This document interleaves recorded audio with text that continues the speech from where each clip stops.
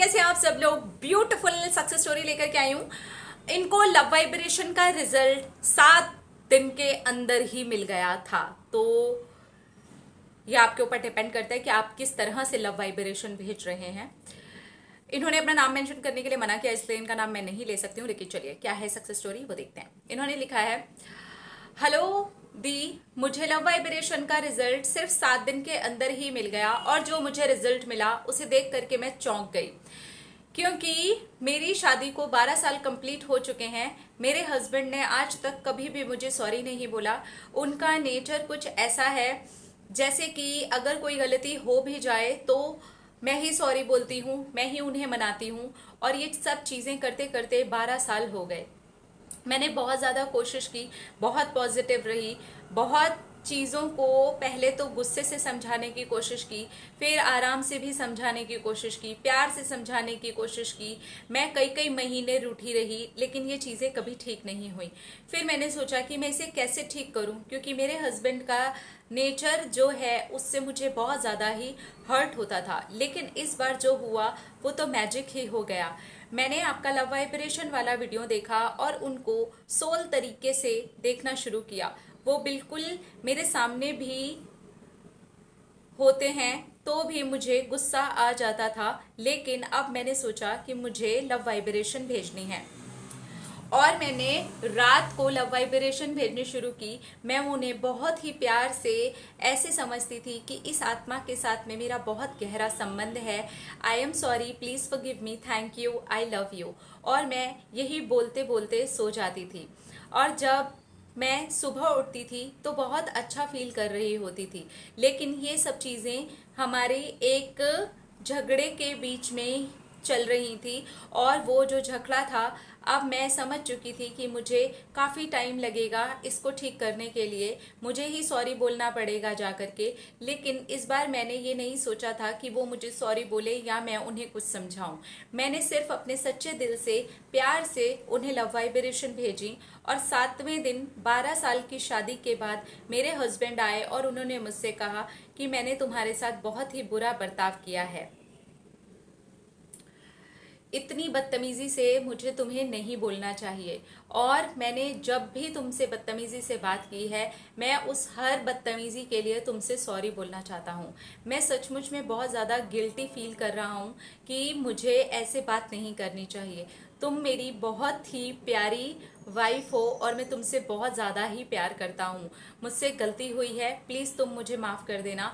आज के बाद मैं पूरी कोशिश करूँगा कि मैं कभी भी तुम्हारे साथ रूड ना हूँ और तुमसे बहुत ही प्यार के साथ और इज्जत के साथ जो मुझे तुम्हें देना चाहिए और मैं इतने सालों में कभी नहीं दे पाया, देना चाहता हूँ। और ये बोलते बोलते मेरे हस्बैंड रो रहे थे। मैं खुद पर आज भी यकीन नहीं कर पा रही हूँ कि मैं ये सब आपको लिख करके भेज रही हूँ। मैं नहीं चाहती कि आप स्टोरी में मेरा नाम डालें, लेकिन ये स्टोरी ज़रूर शेयर करें। बहुत सारी औरतें इस चीज़ से जूझ रही होंगी, लेकिन जब मैंने ये बोला था तो मैंने बहुत ही सच्चे दिल से बोला था, बिना उनकी कोई गलती को मन में रखे हुए बोला था। और जो 7वें दिन मेरे साथ में हुआ वो मैंने आपको बताया। मुझे आज भी यकीन नहीं है और मुझे सच में ऐसा लगता है जैसे कि मेरी ज़िंदगी ही बदल गई।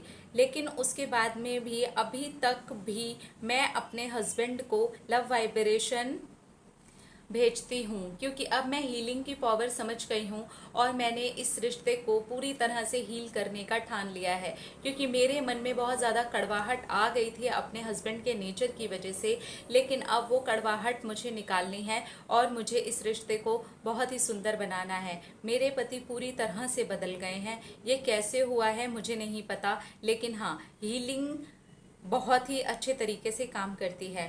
Thank you, thank you, thank you, thank you so much, thank you so much. हम बहुत खुश हैं कि आपकी शादीशुदा ज़िंदगी बहुत ही प्यारी, बहुत ही खूबसूरत, बहुत ही प्यार से भरी हुई हो गई। आपने अपनी टॉक्सिक रिलेशनशिप को, जिसमें आपने दर्द झेला, जिसमें आपने ये सब देखा कि उनके अंदर ईगो है और नहीं चीज़ें ठीक से आपके लिए वर्कआउट हो पा रही थी, लेकिन फिर भी आपने इतने ब्यूटीफुल तरीके से उसे मतलब आपने उसके ऊपर काम किया प्रॉपर फीलिंग डाल के। मैं बिल्कुल समझ सकती हूँ जब लव वाइब्रेशंस काम करती हैं तो आपने किस लेवल की फीलिंग डाली होती है, मैं बिल्कुल समझ सकती हूँ। क्योंकि जब आप उतने ज़्यादा पॉजिटिव होके सामने वाले को पूरी तरह से सच्चे दिल से माफ़ करके अपने दिल का हर एक मन मुटाव मिटा करके आप ये सोचते हो कि मुझे हील करना है, अब चाहे कुछ भी हो, सामने वाला मुझे दिख रहा है, मुझे गुस्सा आ रहा है, मुझे इरिटेशन हो रहा है, मुझे लग रहा है फिर से मुझे गिड़गिड़ाना पड़ेगा, फिर से मुझे ये करना पड़ेगा, फिर से मुझे करना पड़ेगा, इस बार ये सब कुछ करने की ज़रूरत नहीं है। जस्ट हीलिंग करने की ज़रूरत है।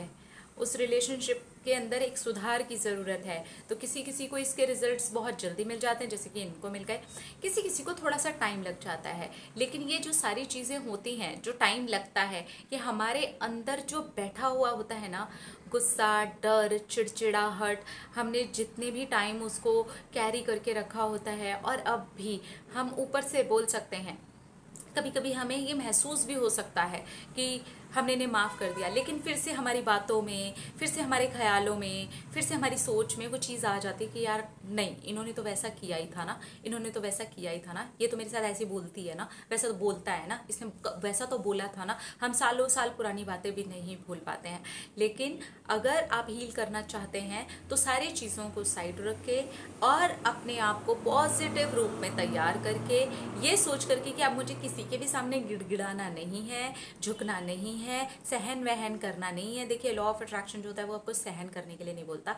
इवन जो हीलिंग भी होती है वो भी आपको सहन करने के लिए नहीं बोलती। अगर आप किसी ऐसे टॉक्सिक रिलेशनशिप में जहाँ पर आपको बहुत ही सहन करना पड़ रहा है, फिजिकल लेवल पे भी सहन करना पड़ रहा है, मारपीट टाइप की हो रही है, तब तो मैं कहूँगी फिर तो आप अपने आप को पहले हील कीजिए, पहले अपने आप को हील कीजिए। तो इस तरह से अगर आप लव वाइब्रेशंस भेजते हैं तो ये बहुत ही ब्यूटीफुल तरीके से काम करता है। अपना अपना रखिए ख्याल, अपने आप से कीजिए ढेर सारा प्यार, ताकि आप अट्रैक्ट करें ढेर सारा प्यार। I love you all.